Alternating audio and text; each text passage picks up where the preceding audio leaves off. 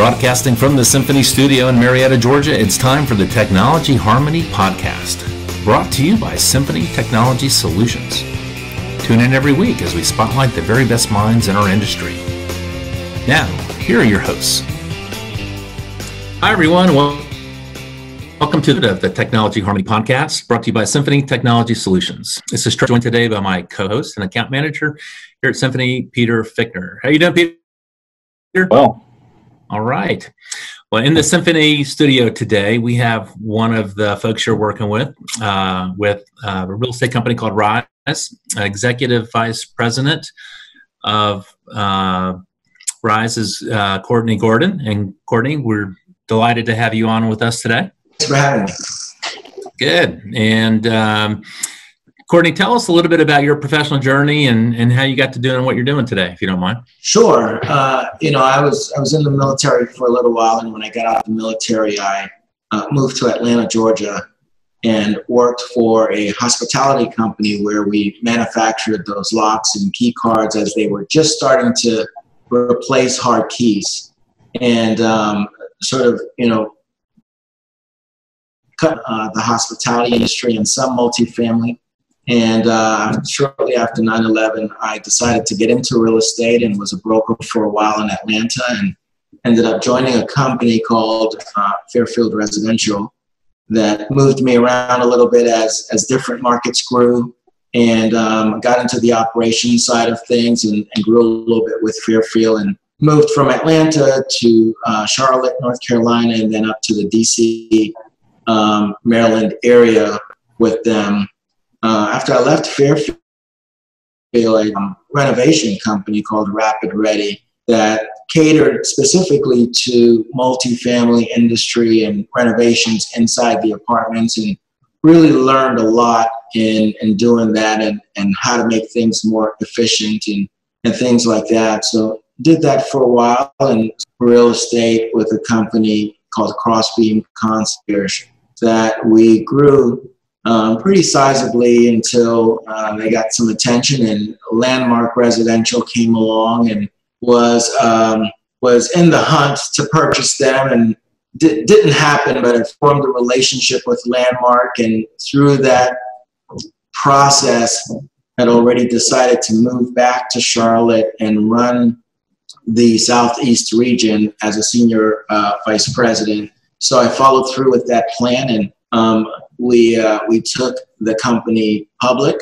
and purchased the company. And I was not looking to move out to Texas with Black Star Company. Mm-hmm. And so I decided to stay in the East, and I joined Rise and moved to Valdosta here. I've been with Rise now for 5 years. And when I joined Rise, we were looking to grow a very small management company.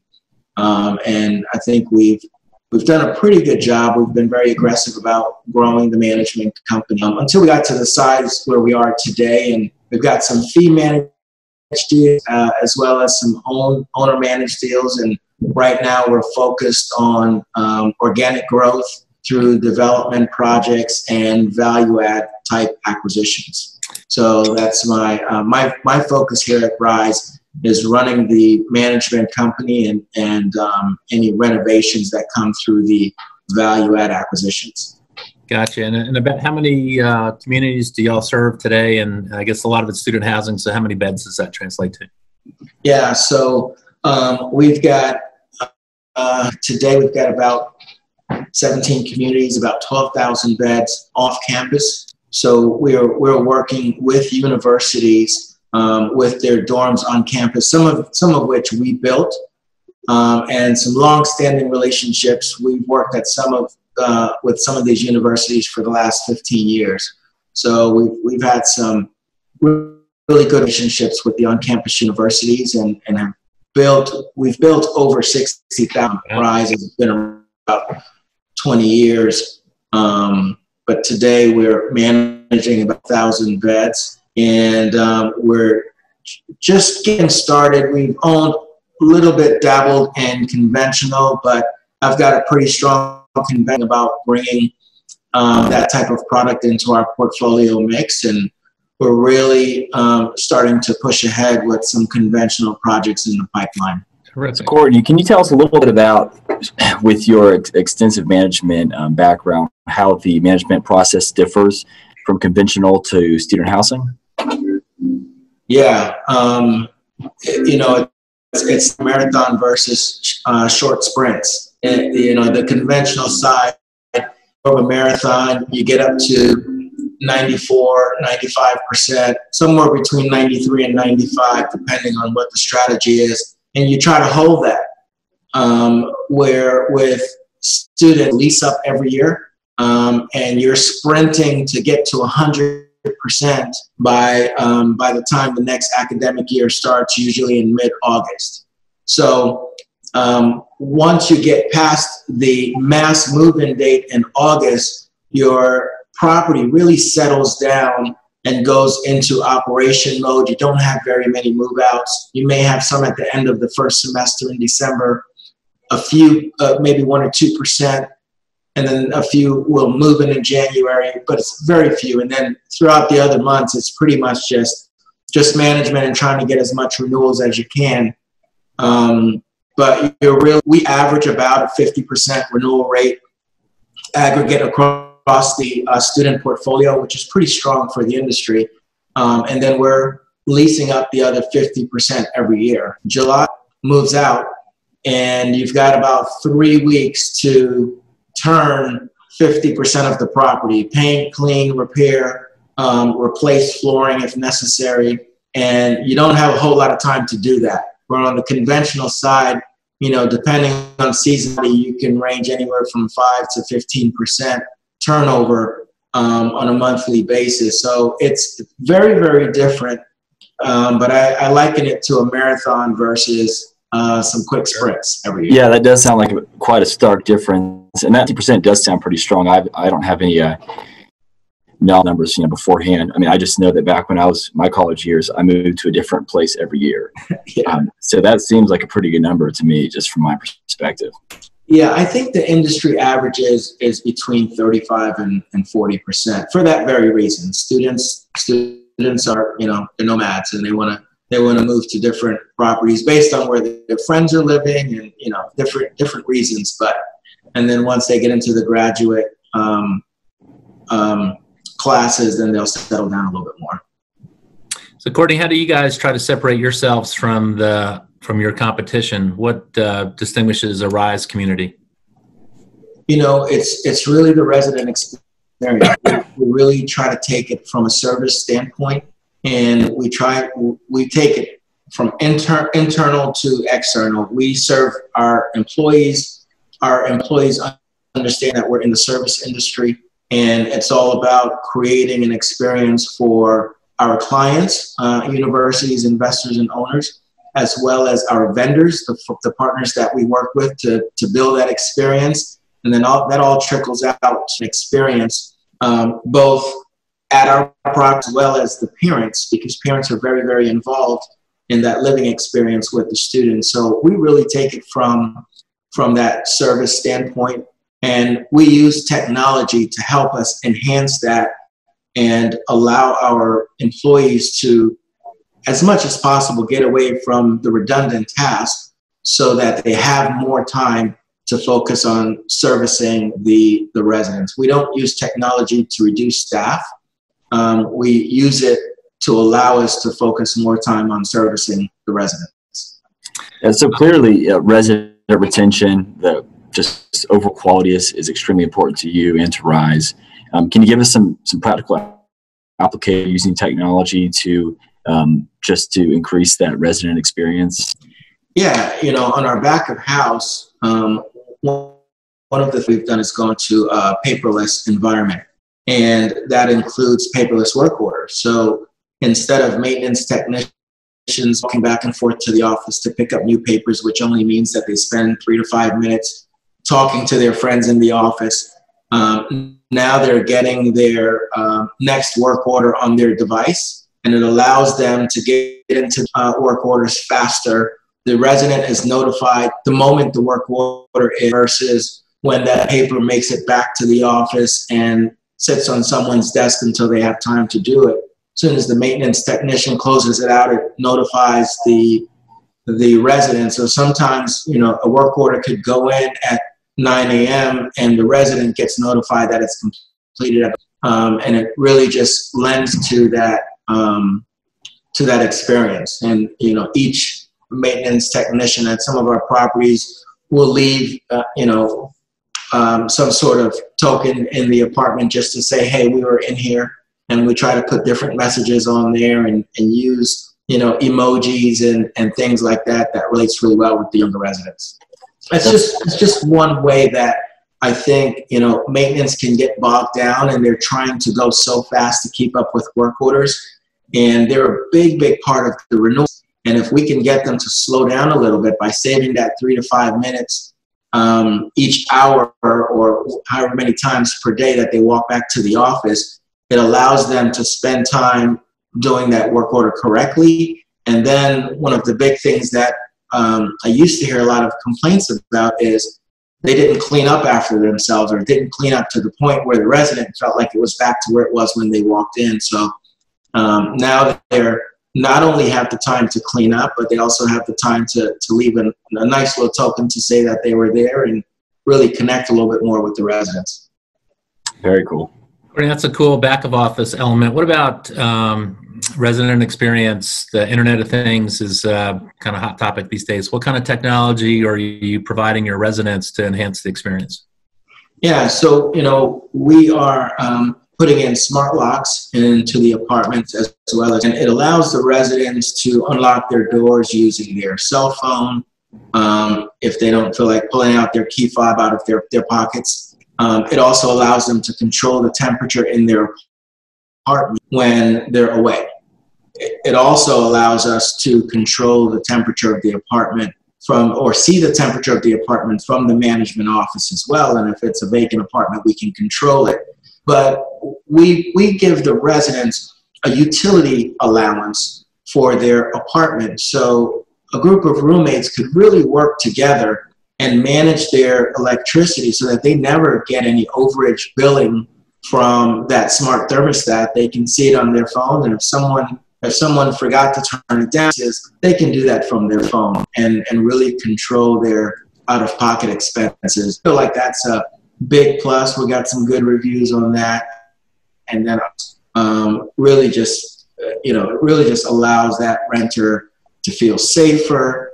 It's a little bit more convenient, and for our higher end piece, it allows our residents to connect with other folks, whether it's walking their dogs or cleaning their apartment or what have you. What about technology when it comes to wireless connectivity? Are you guys owning any of the providing more bandwidth for Wi-Fi or stronger cell signal? Yeah, so we've been really vigilant about updating our bits, and we're doing one to each apartment now. We're putting in Ethernet in all of our apartments. We're not necessarily putting in coax cable, but we are putting in Ethernet because a lot of students are gaming, and gaming just doesn't work well on Wi-Fi. But the entire community is covered by Wi-Fi, so wherever they are in the community, whether it's at the pool or at the dog park, they have access to the Wi-Fi. When they're in the unit, they have up to a gig bandwidth, and they have Ethernet for their gaming systems. That is our number one amenity by far. We've sent out surveys to ask, and internet tops water, believe it or not. It's very interesting. Got to have that internet. That's right. How about from a technology standpoint, what keeps you up at night? What's your biggest technology challenge, would you say? You know, it's really understanding what's next. And I think technology is moving so very quickly, especially when you are developing property. Sometimes that can take anywhere from 18 to 36 months. And it's very difficult to try to predict what's going to be in demand 36 months from now, just at the rate that things are moving. One of the things we try to do to combat that is set up a very good low voltage wiring strategy, so that we've gone to purchasing one electronic lock, and by the time the property opened, we've had to go to another one, because the locks needed to have proximity capability, is just one example of that turned very quickly. So I think it's really just trying to predict over a 24 to 36 month period what the next demand is going to be for technology. So how do you do that? I mean, that's a tough challenge. Yeah, you know, we're fortunate to have an IT director who's really up on things, but we're going to a lot of trade shows and listening to forums and doing different things to really just be in the know, speaking with a lot of IoT companies to be in the know of on the horizon. And it's, you know, it's making sure that we have a budget and procure things too far in advance, because when it comes to those types of locks and thermostats and things like that, it can change. So, we think we have some really good partners that helps us stay in the know, and we've been successful so far.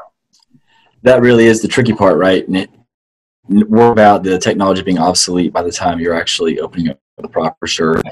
Have things changed at all with your focus on technology when it comes to, obviously, the COVID crisis we're in? Are you guys looking at touchless applications, automated facilities where people can stay longer, socially distanced, maybe less staff, so there's less human-to-human interaction? And anything there? Yeah, we've learned so much and had to become so creative during this COVID crisis.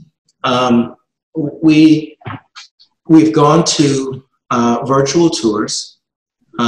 We've gone on some properties where it was feasible. We've gone to self-guided tours for our models as well. And that's really taught us we can do self-guided tours after hours as well. Those types of things. The mass movements I talked about earlier, how do you do that and still maintain social distancing when you have 300 parents and students moving in? Gone to a contactless move-in process where everything is done online and we're just handing them their access device through their car window, and we're scheduling move-ins so that you don't have too many people using the same set of stairs or the same elevator or things like that. And we'll continue to do those things because it's forced us to think very far outside the box, and we found some efficiencies with some of these things. Virtual tours, there are a lot of people who are fine with virtual tours. They don't have to come in every time, and we've made sure that we've improved our software for virtual touring and improved different type of locks on our models to allow self-guided tours. So I think those things have afforded us some efficiencies that will keep going forward. Yeah, that is one of kind of the silver linings with this whole crisis, right? Is with that technology can provide. You look at doctors that now are finally willing to see virtual basis instead of forcing people to drive over there. So that's really cool. Well, Courtney, we are speaking to you right before the move-in season start. We appreciate you making the time to do that. When you're, when you get through the tour, when do you vacation? Right after the tour or right after the big move-in? And what do you like to do for fun, out of curiosity? So we have a period, and we're in that period now where we have blackout dates. And it really means that our on-site team cannot take vacation during that time. It's usually by to the end of August. And from a corporate standpoint, all of the support staff, we don't take vacation during that time either because we need to be there for them. We allow our teams to take that vacation, so choose, in September or October, any other time during the year as well. But you see a big influx of vacation requests in September and October. And I'll generally take my vacation after that. So it's October, and bunch up some days during the holidays anyway, so that works well. Sounds like you've got it pretty much figured out there. When you're not working hard, what do you like to do for fun? I've got a couple of boys that one is 17 and one is 13. So we play basketball. I remember years ago, it was very easy for me to push them around and you know, I looked really good. Today I look really bad compared to them because they're getting bigger and faster and better. So, and play basketball with them. And my wife is pretty active. We run, and then we have 2 little girls as well. So they're usually, you know, doing tea or playing princess or whatever the case is. So it's nice because I get a full round of anything from playing princess to playing basketball. Well, Courtney, we appreciate your time. If someone wanted to do or learn more about Rise, what's the best way to do so? So website is www.risere.com. My email address is cgordon@risere.com. And my direct line phone number is 229-219-8137. Thank you all for tuning in. We hope you enjoyed today's episode. To learn more about our guest and their company, check out the show notes for the relevant links. If you would like to learn more about us here at Symphony, of course, subscribe to our podcast on our YouTube channel. And don't forget to follow us on LinkedIn and Facebook at Symphony Technology Solutions and on Instagram at Symphony Tech Solutions. Here at Symphony, our ultimate goal is to make harmonious music out of all the technological noise. And we hope today's episode helped in doing just that. See you next time.